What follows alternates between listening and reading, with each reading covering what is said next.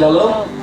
Ya, saya percaya bahwa pada pagi hari ini kita semuanya dalam keadaan yang luar biasa, karena saya percaya bahwa tangan Tuhan selalu ada di dalam kehidupan kita semuanya. Penyertaan Tuhan selalu melimpah di dalam kehidupan kita semuanya. Amin. Oleh karena itu pada pagi hari ini kita akan siapkan hati kita untuk kita datang kepada Tuhan. Mari kita akan berdoa. Haleluya. Kami berterima kasih Bapa di dalam nama Tuhan Yesus, karena kasih anugerah-Mu yang luar biasa. Terbukti Tuhan bahwa pagi hari ini Engkau membawa kami untuk kami ada di dalam rumah-Mu ya Tuhan. Pada pagi hari ini kami membawa hati kami untuk kami persembahkan di hadapan Engkau ya Tuhan. Kami membawa pujian kami untuk kami berikan kepada Engkau ya Yesus. Kami siap Tuhan untuk datang kepada Engkau dengan penuh sukacita. Kami percaya bahwa sukacita yang besar itu Engkau berikan di dalam setiap kehidupan kami semuanya. Kami siap datang kepada Engkau dengan penuh hati yang bersyukur hanya di dalam satu nama Tuhan Yesus. Haleluya. Amin. Amin. Haleluya. Mari jemaat Tuhan, saya undang untuk bangkit berdiri. Mari kita akan naikkan pujian kepada Tuhan pada pagi hari ini, karena Dia adalah Allah yang ajaib. Haleluya. Mari kita berdoa kita.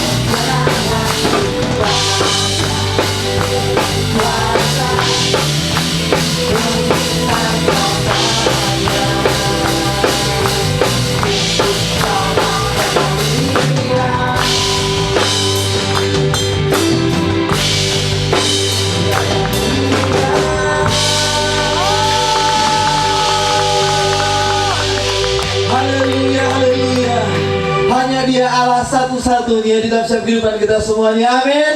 Amin. Mari lebih lagi buat Tuhan kita. Haleluya.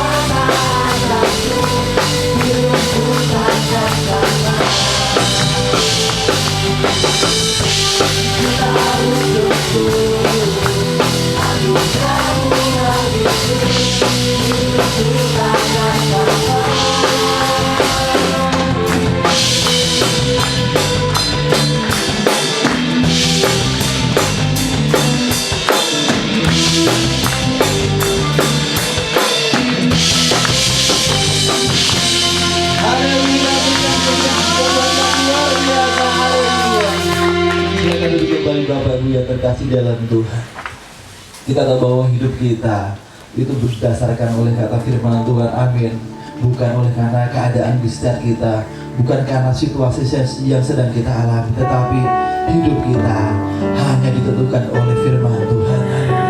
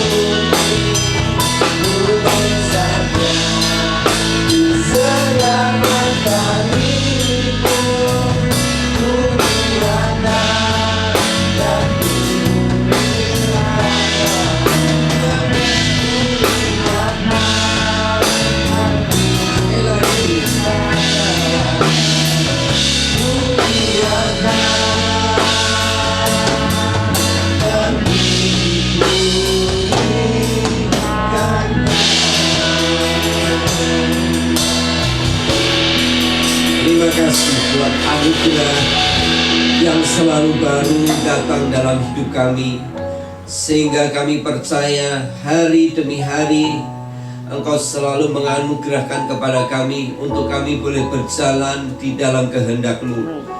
Kami bersyukur pagi ini kami boleh ada di rumah Tuhan ini, sebab Kau sedang membawa sebuah rencana yang baru dalam hidup kami.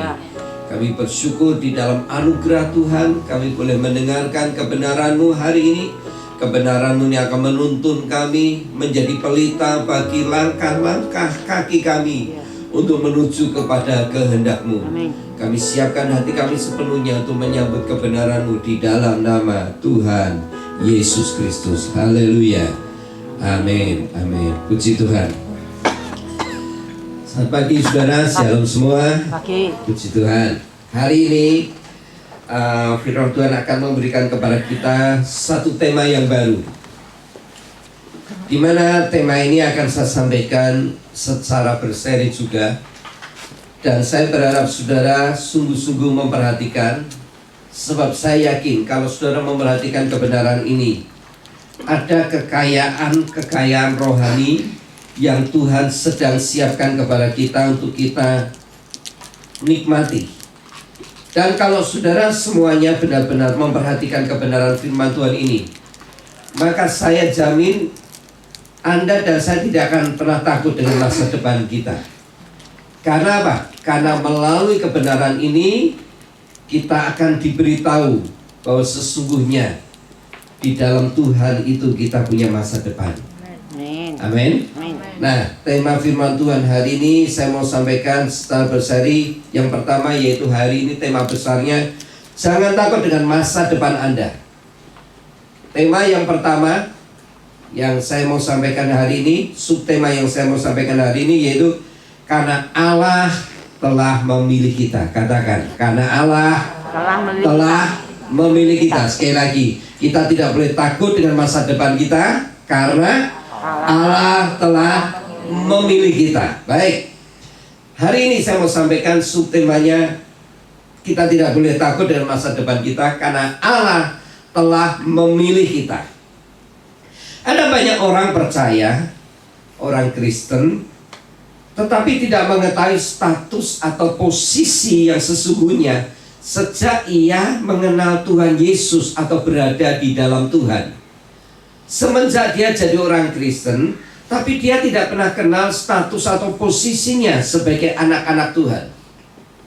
Mereka berpikir sekalipun sudah ada di dalam Tuhan, hidup mereka segala sesuatunya akan berjalan secara natural saja atau biasa-biasa saja. Tidak ada perubahan apapun. Padahal sejak kita di dalam Yesus, Tuhan Yesus sudah menyediakan kepada kita kekayaan atau berkat-berkat rohani yang tersimpan di surga sebagai warisan kita sebagai anak-anak Allah.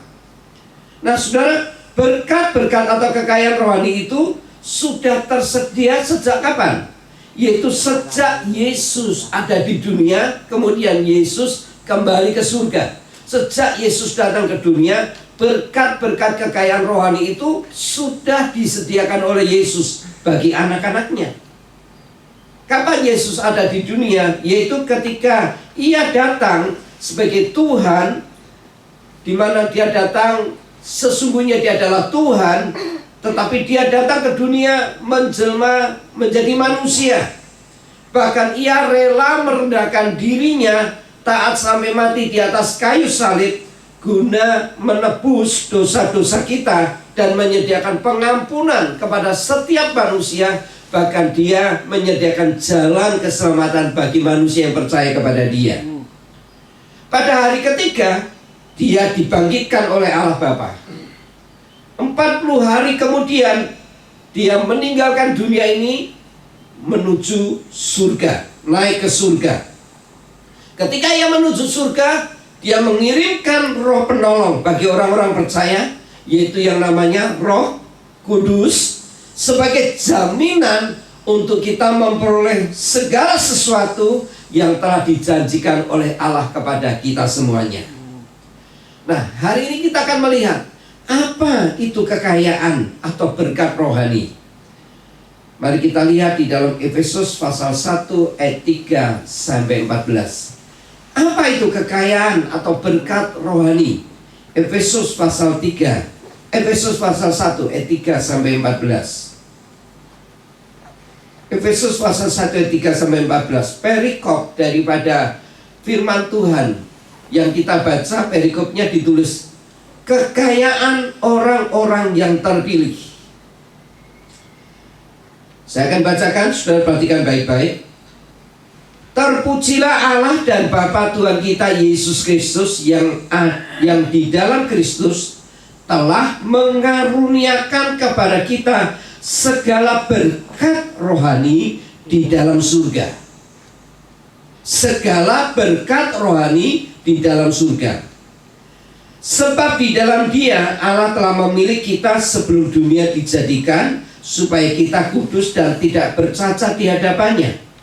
Dalam kasih Ia telah menentukan kita dari semula oleh Yesus Kristus untuk menjadi anak-anaknya sesuai dengan kerelaan kehendaknya, supaya terpujilah kasih karunia-Nya yang mulia yang dikaruniakannya kepada kita di dalam Dia yang dikasihinya.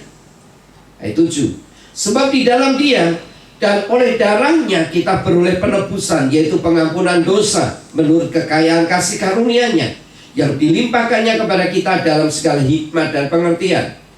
Sebab Ia telah menyatakan rahasia kehendaknya kepada kita sesuai dengan rencana kerelaannya, yaitu rencana kerelaan yang dari semula telah ditetapkannya di dalam Kristus sebagai persiapan kegenapan waktu untuk mempersatukan di dalam Kristus sebagai kepala segala sesuatu, baik di surga maupun yang di bumi.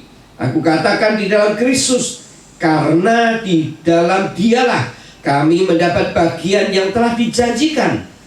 Kami yang dari semula ditentukan untuk menerima bagian itu sesuai dengan maksud Allah yang di dalam segala sesuatunya bekerja menurut keputusan kehendaknya. Ayat 12. Supaya kami yang sebelumnya telah menaruh harapan pada Kristus boleh menjadi puji-pujian bagi kemuliaannya. Di dalam Dia kamu juga, karena kamu telah mendengar firman kebenaran, yaitu Injil keselamatanmu, di dalam Dia kamu juga ketika kamu percaya dimeteraikan dengan Roh Kudus yang dijanjikannya itu. Dan Roh Kudus adalah jaminan bagian kita sampai kita memperoleh seluruhnya, yaitu penebusan yang menjadikan kita milik Allah untuk memuji kemuliaannya. Saudara, ayat dari ayat 3 sampai ayat 14 ini perikopnya judulnya kekayaan orang-orang pilihan.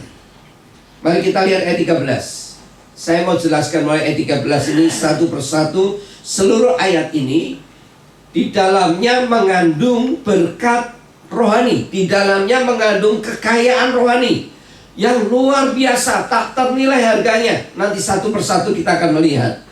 Kita akan melihat ayat 13. Dikatakan di dalam Kristus telah mengaruniakan kepada kita segala berkat rohani di dalam surga. Apa yang dimaksud dengan segala berkat rohani ini? Ada sebagian orang Kristen hanya berpikir bahwa berkat atau kekayaan itu dinilai sebatas finansial, perkara-perkara jasmani yang dapat dilihat. Mereka berkata, kalau kita ikut Tuhan sungguh-sungguh, kalau kita ikut Tuhan dengan benar, maka kita pasti akan terima berkat kaya secara finansial.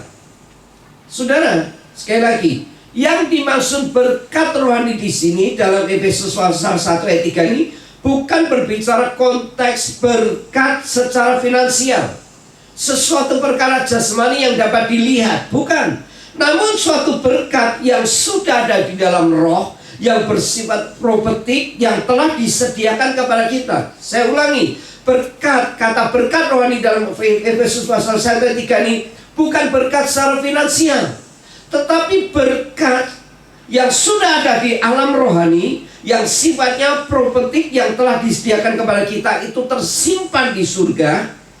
Dan dengarkan baik-baik firman Tuhan ini, berkat rohani ini jauh lebih besar, lebih hebat daripada sekedar berkat jasmani. Jauh lebih hebat, lebih dahsyat daripada berkat jasmani. Waktu itu di kota Efesus ini, ya, kitab Efesus ditulis kepada orang-orang Kristen di Efesus. Waktu itu kota Efesus adalah pusat, di mana kota yang berpusat semua kebudayaan ada di situ. Semua penyembahan-penyembahan di situ tumbuh dengan subur. Bahkan kota Efesus adalah kota pusat perdagangan. Sehingga orang-orang yang ada di Efesus itu berlomba-lomba berusaha mengejar kekayaan secara jasmani. Mereka hanya berfokus kepada perkara-perkara finansial atau status sosial saja.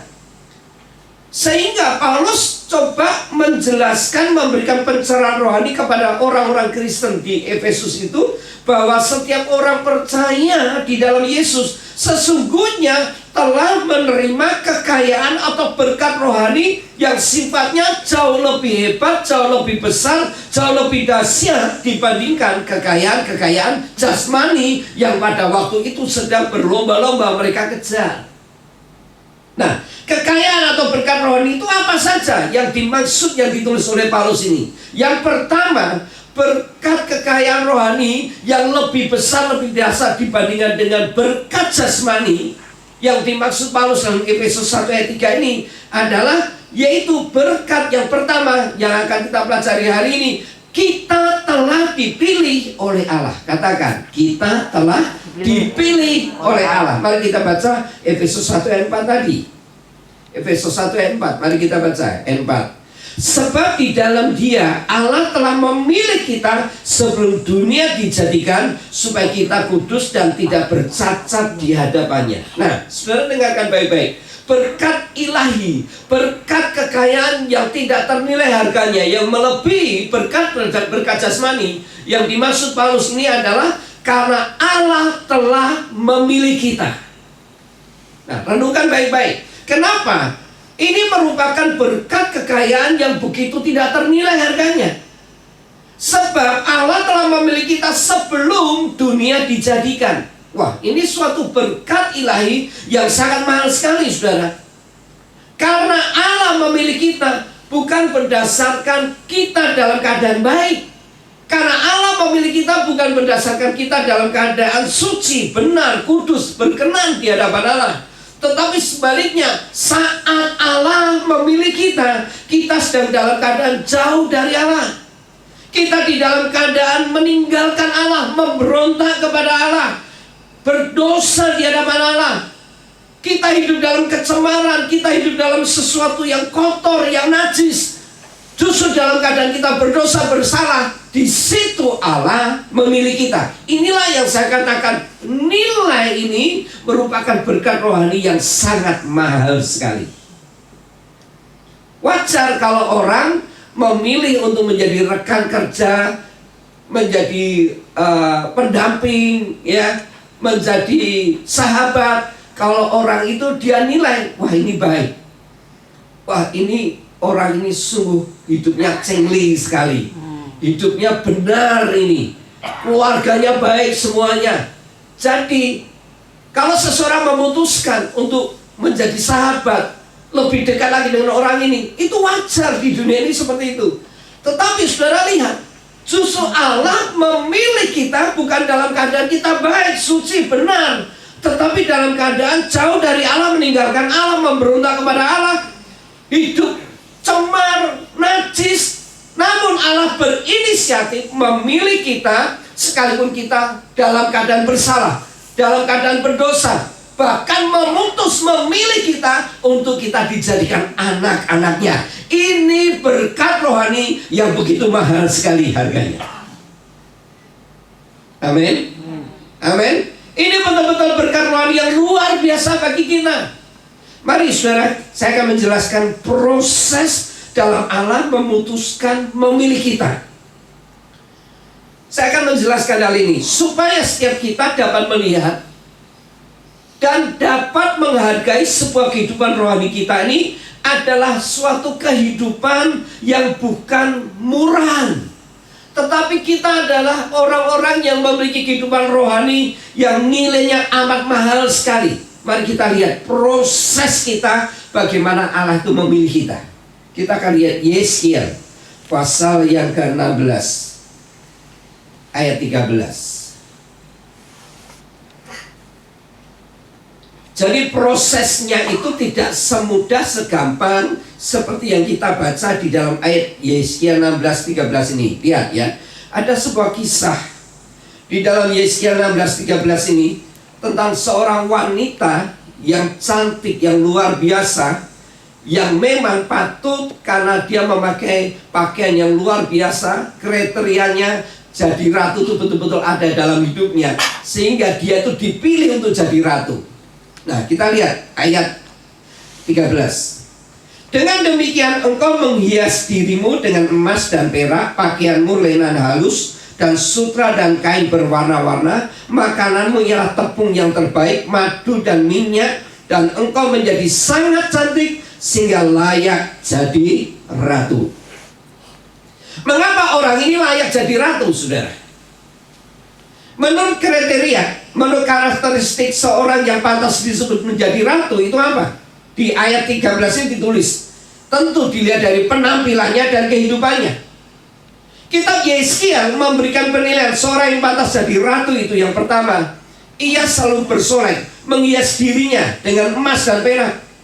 Kedua, dia memakai pakaian lenan halus, juga sutra dan kain berwarna-warna. Makanannya tepung yang terbaik dan madu dan minyak. Dan yang ketiga, kriterianya ia sangat cantik. Itu sebabnya dia layak disebut jadi ratu. Tetapi Anda dan saya akan kaget melihat latar belakang wanita yang ditulis dalam Yeskiel 16:13 ini. Kok bisa layak jadi ratu? Latar belakangnya seperti apa? Apa latar belakangnya? Bibit bobotnya itu memang layak, ya, keturunannya layak jadi ratu, sehingga dia kok bisa jadi ratu. Mana mungkin. Kalau saudara melihat latar belakangnya, Anda akan kaget. Anda akan berkata, bagaimana dia bisa jadi ratu? Mari kita baca ayat 3. Mari sekarang kita baca ayat 3. Kita baca ayat 3. Dan katakanlah, beginilah firman Tuhan Allah kepada Yerusalem, asalmu dan kelahiranmu ialah dari tanah Kanaan, ayahmu ialah orang Amori dan ibumu orang Heti. Ternyata saudara, latar belakang wanita yang jadi ratu itu yang ditulis dalam ayat 13 tadi, punya latar belakang, punya keturunan keluarga yang sangat menyeramkan dan mengerikan. Kenapa saya katakan menyeramkan dan mengerikan? Yang pertama, asalnya dari Kanaan. Saudara tahu, Kanaan itu adalah, orang Kanaan itu adalah bangsa yang sudah ditentukan Allah untuk dikutuk dan dibinasakan. Orang Kanaan itu sudah ditentukan Allah bangsa yang dikutuk untuk dibinasakan. Nah, orang tua si wanita ini dari mana? Amori. Bangsa apa? Kanaan. Ayahnya orang Amori. Bangsa Kanaan, bangsa yang dikutuk dan harus akan dibinasakan oleh Allah. Ternyata ayahnya ini orang Amori. Kalau saudara tahu, kata amoral itu berasal dari kata aslinya Amori. Orang yang bejat, orang yang rusak, orang yang najis. Itu ayahnya. Loh, bagaimana dia bisa jadi ratu? Ibunya orang Heti. Ngeri sekali, seram sekali latar belakang wanita ini. Kalau ada seorang ingin mengawinkan anaknya, pasti orang itu akan melihat latar belakang bakal calon menantunya. Bagaimana bobot, bibit, bebek. Betul tidak? Iya. Kira-kira kalau saudara punya calon menantu, wanita yang ditulis dalam ayat 3 ini, mikir-mikir enggak? Mikir-mikir enggak? Ya, dari bangsa Kanaan, bangsa yang dikutuk dan akan dibinasakan Allah. Ayahnya amoral, ya, amoral. Ya, saudara bisa lihat di sini, ya, bagaimana kita tidak berpikir untuk dapat menantu yang seperti ini sebagai orang tua. Kita lihat proses kelahiran wanita ini, ayat 4. Ayat 4. Kelahiranmu begini. Waktu engkau dilahirkan, pusatmu tidak dipotong, engkau tidak dibasuh dengan air supaya bersih, juga dengan garam pun engkau tidak digosok atau dibedungi dengan lampin. Lihat proses kelahiran wanita yang ayat 13 dijadikan ratu ini. Proses kelahirannya kayak apa? Tali pusarnya tidak dipotong. Wah, gila nih, tengklewer itu sudah. Ya, tidak dipotong. Mukanya, seluruh badannya penuh dengan kotoran dan darah, tidak dibasuh dengan air bersih, tidak digosok dengan garam. Ini adalah zaman dulu. Garam itu dipakai untuk mensterilkan kuman-kuman. Jadi bayi lahir ini, bayi yang lahir wanita ini yang disebut ratu ini, waktu bayi lahirnya tidak digarami, tidak dibersihkan kuman-kumannya, tidak dibedung dengan kain lampin, artinya dalam keadaan telanjang. Sudah lihat, bayi ini benar-benar bayi malang sekali, dilahirkan dari bangsa yang dikutuk Allah, orang tuanya amoral, rusak dan bejat. Ketika lahir, tali pusarnya tidak dipotong, penuh dengan darah, tidak dibersihkan, tidak disterilkan dari kuman, telanjang sekarang. Sampai di situ? Sampai di situ keadaan bayi malang ini tidak, saudara. Kita lihat setelah dia lahir di dunia dalam kondisi seperti itu. Ayat 5 kita baca. Ayat 5. Tidak seorang pun merasa sayang kepadamu, sehingga diperbuatnya hal-hal itu kepadamu dari rasa belas kasihan. Malahan engkau dibuang ke ladang oleh karena orang pandang enteng kepadamu pada hari lahirmu. Nah, sudah lihat, sudah lahir keadaan seperti itu. Sekarang tidak ada seorang pun yang sayang kepada bayi ini. Malah bayi ini dibuang di ladang. Kenapa dibuang? Karena orang tuanya sudah tidak berharap bayi itu hidup. Sebab kalau dia hidup pun akan membawa sial, akan membawa kutuk dalam hidupnya. Dibuang, ya, dibuang sama orang tuanya. Nah, saudara, lalu bagaimana cerita bayi malang ini dan sudah tidak ada yang mengasihani, bahkan sudah dibuang? Kok bisa menjadi wanita yang cantik, berhiaskan perak emas, memakai pakaian lenan halus, sutra dan kain berwarna-warna, bahkan layak disebut ratu? Bagaimana kisah hidupnya kau bisa seperti ini? Ayat 6 kita baca. Mari kita baca ayat bersama-sama ayat 6. 2, 3. Maka aku lalu dari situ, dan kulihat engkau menendang-nendang dengan kakimu sambil berlumuran darah. Dan aku berkata kepadamu dalam keadaan berlumuran darah itu, engkau harus hidup. Ternyata bayi malang itu ditemukan oleh seseorang. Ya, ketika orang itu melewat di ladang itu, bayi itu ditemukan oleh seseorang. Dalam keadaan apa? Dalam keadaan telanjang, dalam keadaan kotor, berlumuran darah. Kakinya menendang-nendang, artinya masih ada kehidupan, masih ada harapan untuk hidup. Lalu orang ini melihat penuh dengan balas kasihan, dan kemudian orang ini datang kepada bayi malang ini dan berkata, engkau harus hidup.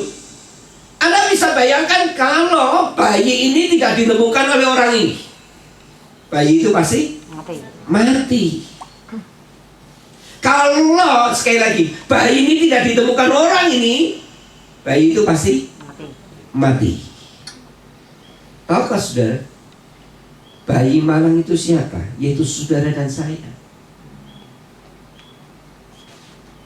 Saudara dan saya. Apapun posisi kedudukan saudara dan saya sekarang ini, entah sudah seorang pengusaha, seorang bisnismen, seorang karyawan, seorang ibu rumah tangga, apapun posisi saudara, seorang yang masih sekolah, seorang yang pengurus guru sekolah minggu, pengurus muda dewasa, bendahara, sekretaris, ya WL, singer, pemimpin kor, termasuk full timer, bahkan pendeta yang punya gelar, atau selama ini kita sudah melayani, apapun posisi kita, dengarkan firman Tuhan ini baik-baik. Kalau Tuhan tidak menemui kita, kalau Tuhan tidak menjumpai kita, kalau Tuhan tidak berinisiatif mengambil dan memilih kita, kita semua sudah dikafani. Kita semua pasti binasa. Kita semua pasti menerima hukuman dan pasti binasa. Dan kalau kita hidup pun, hidup kita di bawah kutuk, hidup kita di bawah kemalangan. Tidak ada perlindungan Tuhan. Kapanpun binatang liar, gambaran daripada kuasa gelap, siap memangsa kita. Karena kita sudah dibuang, kita sudah ada di ladang, di mana tidak ada seorang pun yang mengasihi kita. Sejak lahir kita sudah membawa kutuk, yaitu Kanaan. Kita sudah membawa benih amoral, Amori dan Heti, di mana di dalam hidup kita penuh dengan kuman dosa. Susu dalam keadaan berdosa, menjijikkan, penuh dengan kotoran, lumpur dosa. Tuhan menjumpai kita. Tuhan berinisiatif mengambil, memilih kita untuk menyelamatkan kita. Penuh dengan belas kasihan, Dia menggendong kita. Penuh dengan iba, Dia berkata, engkau harus hidup. Engkau harus hidup. Jadi saudara-saudara, kalau kita bisa ada duduk di ruang rumah ibadah ini, itu karena inisiatif Tuhan memilih kita. Amin. Amin. Bukan karena kita baik, bukan karena kita sudah baptis, bukan karena kita keturunan Kristen, bukan. Tetapi karena Tuhan memilih kita. Inilah kekayaan berkat rohani yang tidak ternilai harganya, melebihi segala berkat jasmani. Katakan dengan saya, penuh dengan kesadaran rohani. Katakan dengan saya ya, katakan seperti ini. Untung Tuhan telah mengambil dan memilih saya untuk diselamatkan. Katakan, untung Tuhan telah mengambil dan memilih saya untuk diselamatkan. Dengarkan ini. Kalau Tuhan tidak menjumpai kita, kita tidak tahu dengan hidup ini. Kita hidup pun di bawah kutuk. Tetapi sekarang kita hidup di bawah anugerah Tuhan. Amin. Amin. Amin. Nah, jadi hal yang pertama yang harus kita sadari, ada berkat rohani yang begitu tidak ternilai telah disediakan oleh Tuhan di surga untuk kita semuanya. Mari kita menyadari siapa kita sesungguhnya. Kita sesungguhnya bayi malang itu. Kita sesungguhnya bayi malang itu. Oleh sebab itu, melalui kebenaran firman Tuhan hari ini, dengan kesadaran penuh, hari ini setiap kita mau mengambil sebuah berkat rohani yang telah disediakan Tuhan hari ini, yaitu kita semua mau berkata kepada Tuhan penuh dengan kejujuran. Kita harus berkata dalam hati kita, hari ini, semua yang ada di ruangan ini, semua yang mendengar kebenaran ini, katakan dalam hatimu dan hatiku, akulah si bayi malang itu. Aku sangat bersyukur dan berterima kasih Engkau telah mengambil dan memilih aku. Tuhan, sekarang aku ini milikmu. Tuhan, yang hidup yang kuhidupi sekarang ini bukan aku lagi, namun hidupku yang sekarang aku hidup ini adalah hidup untuk menyenangkan dan melakukan kehendak-Mu. Kalau Tuhan tidak mengambil memungut kita, kalau Tuhan tidak memilih kita, sekali lagi, kita tidak ada sebagaimana kita ada sekarang ini. Maka saya mau katakan, hari ini saudara dan saya pasti akan mengalami suatu perjumpaan. Kalau saudara punya pengakuan jujur, Tuhan, aku si bayi malang itu.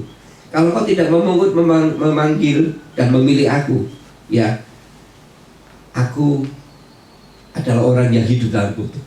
Tapi puji Tuhan, aku bersyukur, berterima kasih, Engkau telah memilih aku menjadi milikmu.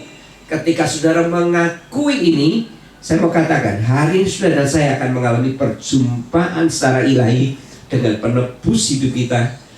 Kita akan mengalami perjumpaan ilahi dengan penyelamat hidup kita, yaitu Tuhan Yesus Kristus.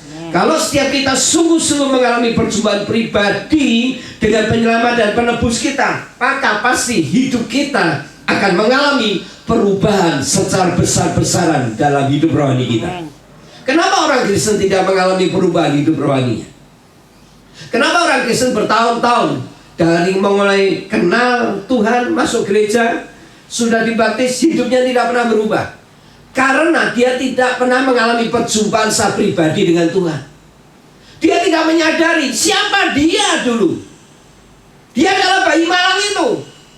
Tetapi bagi kita semuanya yang menyadari kita adalah bayi malang itu, dan kita mengalami membuat pengakuan, aku si bayi malang itu, dan sekarang kita berkata, aku milikmu Tuhan. Hidup yang kuhidup sekarang ini adalah hidup untuk menyenangkanmu. Saya percaya berarti saudara mengalami perjumpaan pribadi dengan Tuhan. Ketika Anda mengalami perjumpaan pribadi dengan Tuhan, perubahan demi perubahan akan terjadi dalam hidup kita. Saya beri contoh saudara, seperti Paulus yang dulu namanya Saul, saat mengalami perjumpaan dengan Kristus, dulu yang dia anggap sebuah keuntungan bagi dirinya, semuanya setelah kenal Kristus, setelah dia mengalami perjumpaan dengan Kristus, semuanya dianggap apa? Sampah. Semuanya dianggap sampah setelah mengalami perjumpaan dengan Allah yang sebagai penyelamat dan penebus hidupnya. Contoh yang kedua, Sakeus, pemungut cukai.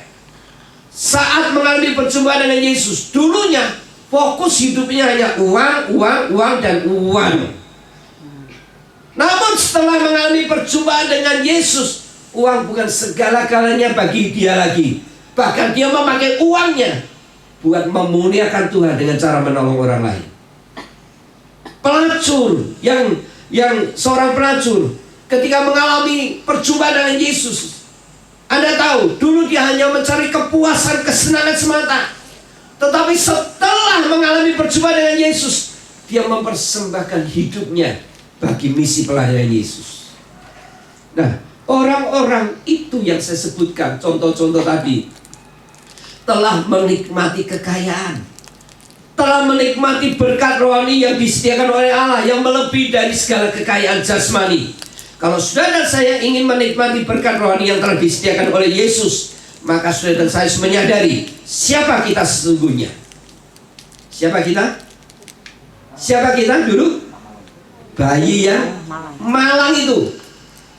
Dan ketika kita memutuskan mengalami perjumpaan ilahi dengan Tuhan sebagai penebus dan penyelamat hidup kita semuanya, maka dengarkan baik-baik, Allah bukan saja ingin menjumpai kita, tapi Allah akan membawa kita semakin mengenal Dia dalam kedewasaan rohani.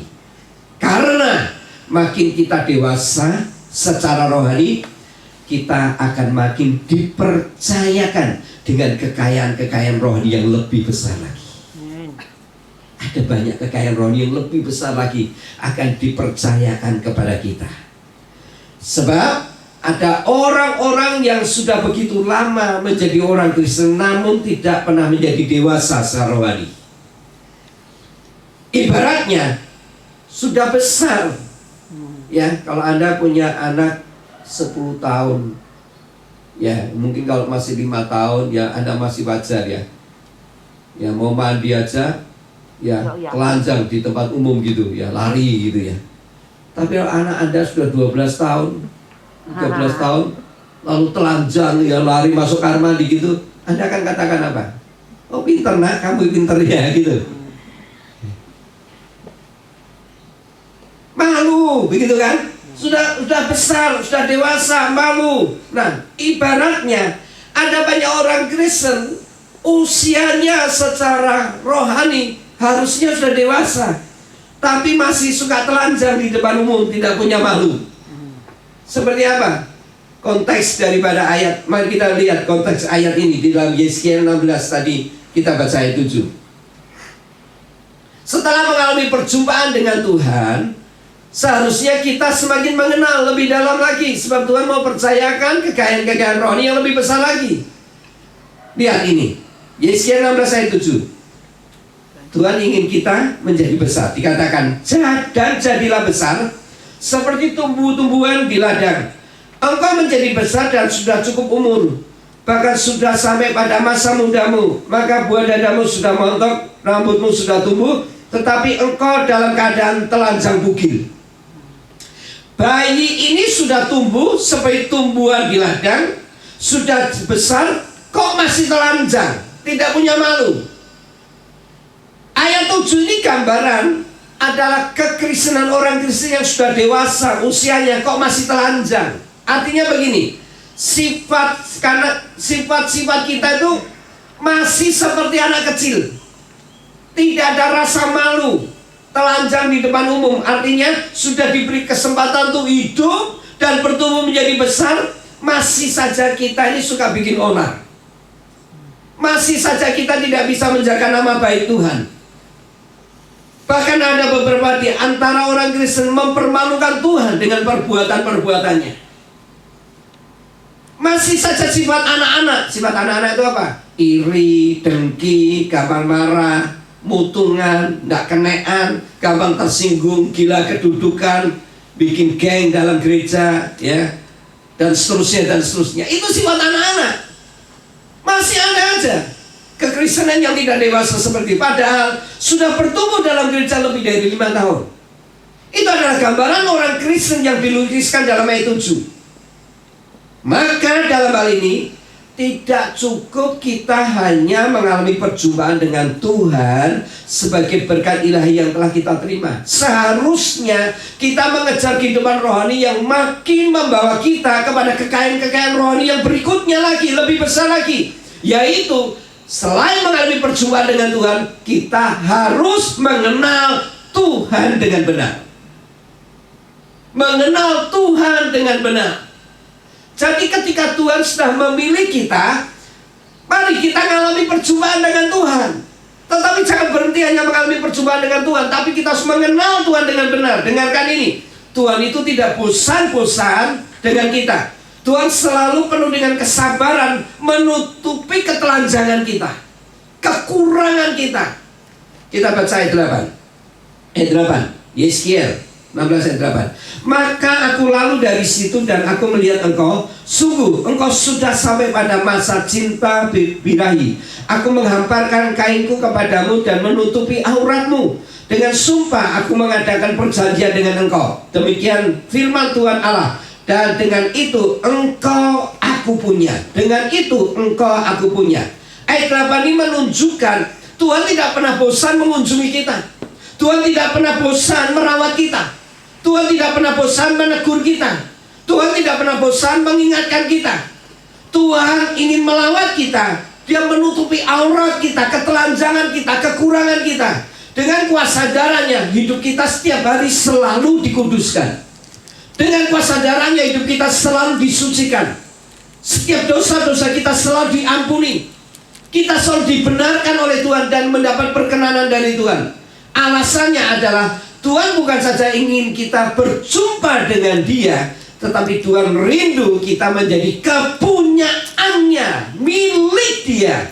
Bahkan menikmati segala berkat-berkat kekayaan rohani yang telah disediakan di surga kepada kita semuanya. Mari kita lihat ayat-ayat selanjutnya. Saya akan selesaikan ini.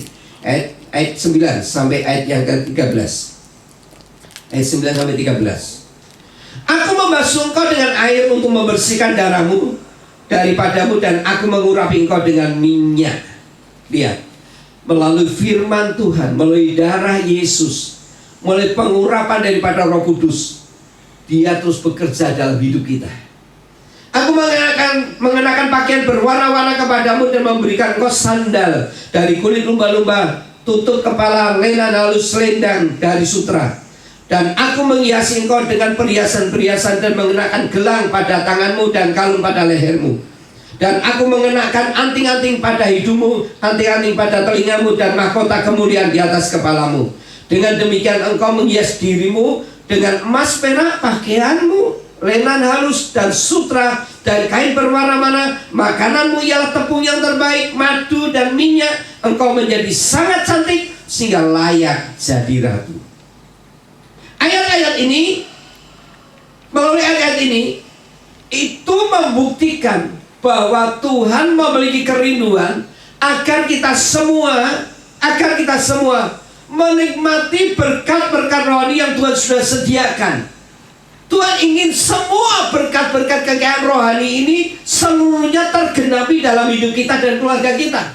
Sampai puncaknya setiap kita menjadi ratu-ratunya Tuhan. Artinya mempelai-mempelainya Tuhan ketika Tuhan datang yang kedua kali.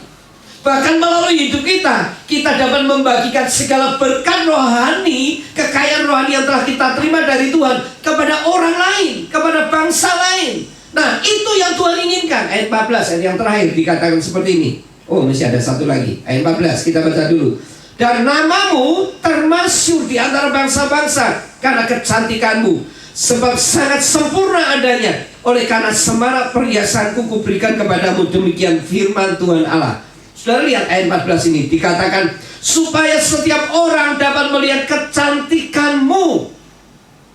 Apa nih kecantikan dalam pengertian apa? Yaitu kehidupan rohani kita yang penuh dengan kedewasaan dan anugerah Tuhan yang telah diberikan kepada kita. Tuhan ingin memamerkan kepada semua orang akan kehidupan rohani kita. Dan mereka semua yang melihat kita akan memuliakan Tuhan. Saya akan tutup, saya akhiri ini. Saudara, bukankah kalau kita mendengar kebenaran ini, kita sekarang sadar siapa sesungguhnya kita? Kita adalah bayi malang itu. Bukankah ini sebuah berkat atau kekayaan rohani yang sangat mahal sekali yang patut kita syukuri kalau kita ada di dalam Yesus sekarang ini? Karena Yesus sudah memilih kita. Karena keberadaan kita sebagai orang percaya, setiap kita ini loh, keberadaan kita sebagai orang percaya sekarang ini, itu bukan secara kebetulan. Sekali lagi saya ulangi, itu bukan secara kebetulan kita bisa menjadi orang percaya. Namun keberadaan kita sebagai orang percaya sudah ditentukan oleh Allah sebelum dunia ini ada, sebelum saudara dan saya ada, sebelum bapak ibu kita ada, sebelum keturunan kita, nenek moyang kita ada. Kita sudah ditentukan untuk dimiliki oleh Allah, menjadi kepunyaan Allah. Jadi sebelum dunia ada, nama kita itu sudah dikenal oleh Allah. Amin. Nama kita itu sudah dikenal Allah. Bukankah hidup atau nyawa kita ini lebih berharga dari semua harta di dunia ini? Oleh sebab itu, jangan kita cemas, jangan kita khawatir akan masa depan kita. Selama kita ada di dalam Yesus dan kita tahu kita sudah dipilih oleh Tuhan Yesus sebelum dunia ada, dan Tuhan mengenal nama kita, jangan takut dengan masa depan kita. Artinya hari-hari yang kita lewati itu Tuhan akan terus menjaga kita. Tuhan akan memelihara kita. Tuhan akan memberkati kita. Tuhan ingin menjadikan kita ratu. Tuhan ingin melalui nama kita dimasyurkan kemana-mana, dipromosikan, ditinggikan. Itu sebabnya jangan kita cemas, jangan kita takut dengan hidup ini, karena Tuhan sudah memilih kita. Ingat ini, Tuhan sudah memilih kita. Kita punya kekayaan, harta rohani yang begitu tidak ternilai harganya. Jadi jangan kita pernah ragu akan Tuhan. Jalani hidup kita, ngalami perjumpaan dengan Tuhan, kenal Tuhan lebih dalam lagi. Saya percaya ada banyak kekayaan rohani yang terus akan diberikan kepada kita. Amin. Yeremia 1 ayat 5. Kita baca ayat yang terakhir. Yeremia pasal 1 ayat 5. Dikatakan seperti ini. Yeremia pasal 1 ayat 5. Mari kita baca sama-sama ayat yang terakhir ini. 2, 3. Sebelum aku membentuk engkau, terus aku telah mengenal engkau. Ulangi ya. Sebelum aku membentuk engkau dalam rahim ibumu, aku telah mengenal engkau. Terus, dan sebelum engkau keluar dari kandungan, aku telah menguduskan engkau. Aku telah menetapkan engkau menjadi nabi bagi bangsa-bangsa. Saudara, Dia telah menetapkan kita untuk menjadi miliknya. Dia telah menetapkan kita untuk menikmati semua berkat-berkat rohani yang telah disediakan di surga. Dia telah menetapkan kita menjadi ratu tanpa mengingat latar belakang kita. Dia telah menetapkan kita untuk dipermuliakan, ditinggikan, dipromosikan. Dia kenal nama kita. Sebelum kita kenal nama kita, Dia sudah kenal nama kita. Jadi percayalah, setiap kita sudah ditentukan pasti punya masa depan. Amin. Amin. Pasti punya masa depan, sebab kita milik Allah. Jangan sia-siakan anugerah Tuhan yang sudah diberikan kepada kita semua ini. Saya yakin terus saudara akan menemukan kekayaan-kekayaan rohani di minggu-minggu yang akan datang, untuk kita semakin kuat berdiri di hadapan Tuhan sebagai orang-orang yang sah milik Allah. Dan kita adalah orang-orang yang sudah ditentukan menikmati masa depan, menjadi ratu-ratunya Tuhan. Itu tujuan Tuhan akhir dalam hidup kita. Percayalah, hidup kita itu ada di dalam perlindungan tangan Tuhan. Tuhan memberkati. Amin.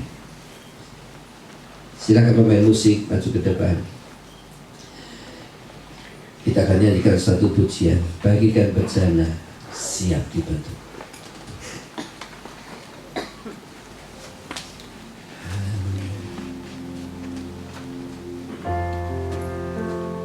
Berapa banyak di antara kita hari ini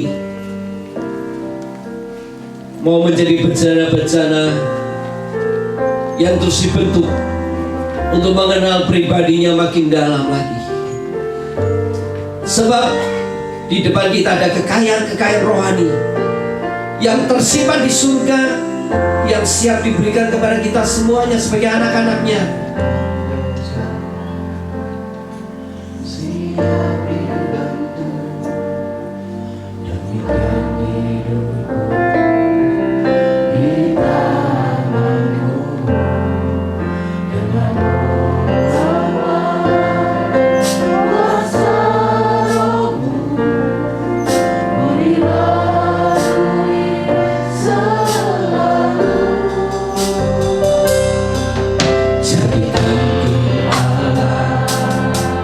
dalam rumahmu. Inilah hidupku di tanganmu, untuklah seluruh kehendakmu. Pakailah sesuai rencanamu. Oh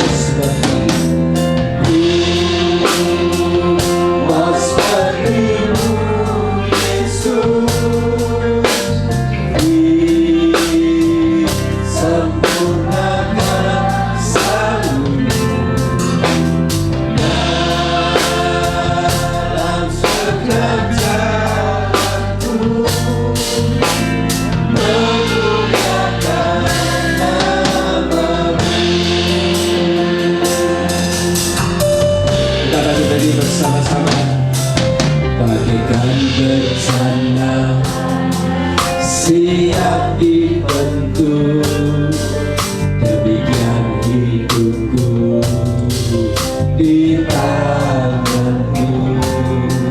Dengan urapan kuasa rohmu, ku dibaharui selalu. Jadikanku Allah dalam rumahmu.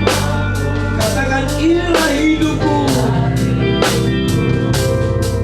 Amin. Amin.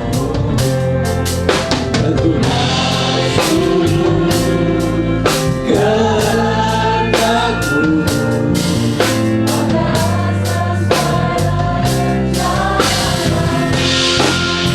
Amin. Haleluya. Mau seperti-Mu, Yesus, disempurnakan selalu dalam setiap jalanku.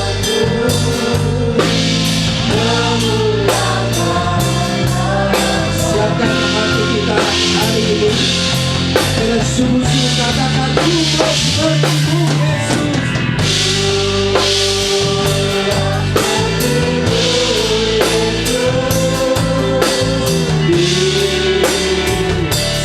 Disempurnakan selalu dalam setiap jalanku. Amin. Sekali lagi, nyatakan kerinduan kita. Sesungguhnya kita adalah bayi-bayi yang malang itu, yang telah diambil, dipilih Allah untuk jadikan anak-anaknya. Mari pakai hidup ini untuk memuliakannya, memuliakan Tuhan saja.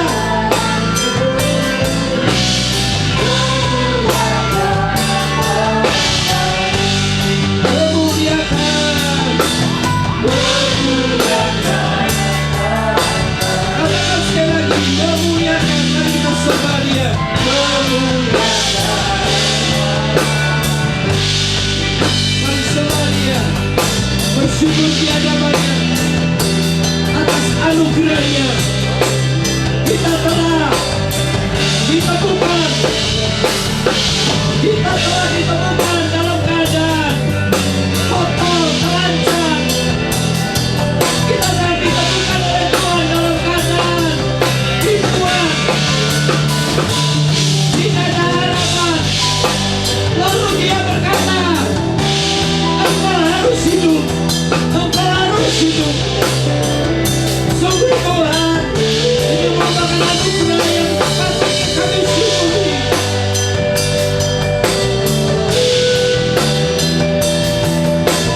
Terima kasih Tuhan, kami bersyukur Tuhan,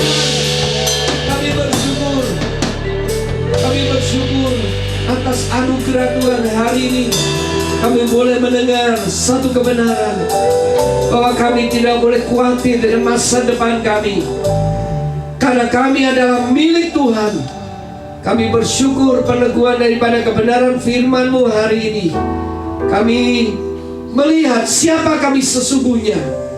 Kami adalah bayi-bayi yang malang itu Tuhan, dimana kalau Tuhan tidak menemukan kami, kami pasti mati. Kalau kami hidup pun kami hidup di bawah kutuk.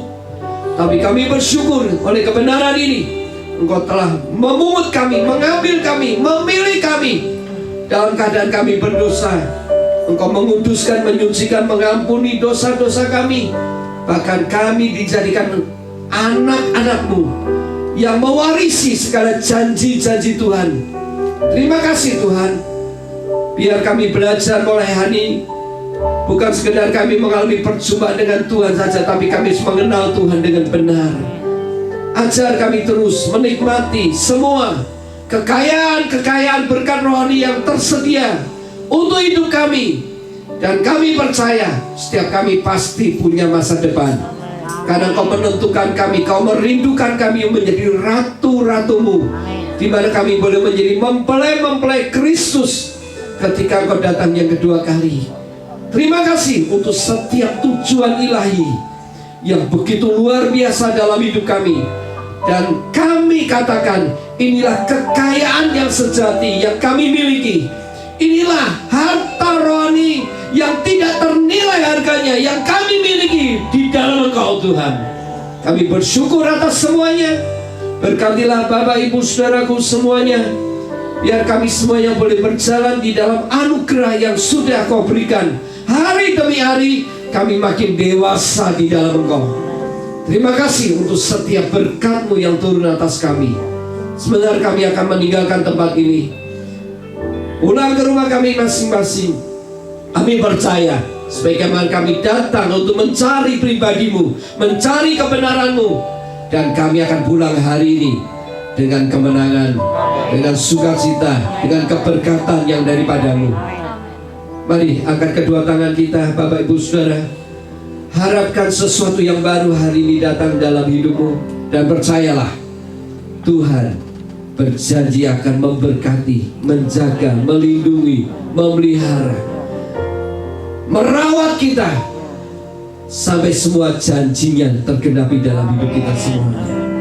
Bapak Ibu Saudara yang saya kasih dalam Tuhan, sebelum Bapak Ibu Saudara meninggalkan tempat ini, terimalah anugerah yang dari Bapa di surga, cinta kasih daripada anaknya, persekutuan Roh Kudus yang menjadikan setiap saudara hari ini menerima anugerah yang baru turun dalam rumah tanggamu, dalam keluargamu, dalam kehidupan pribadimu, dalam kesehatanmu, dalam usahamu, dalam keluar masukmu, dan kepada anak-anakmu, dan kepada setiap langkah hidupmu, dan kepada setiap masa depanmu. Semuanya Tuhan memberkati. Dalam nama Yesus, kiranya saudara pulang hari ini membawa sukacita, damai sejahtera yang baru, kemenangan, bahkan segala berkat-berkat rohani dan jasmani pun menyertai saudara semuanya sepanjang minggu ini, bahkan sampai Maranatha, Yesus datang yang kedua kali.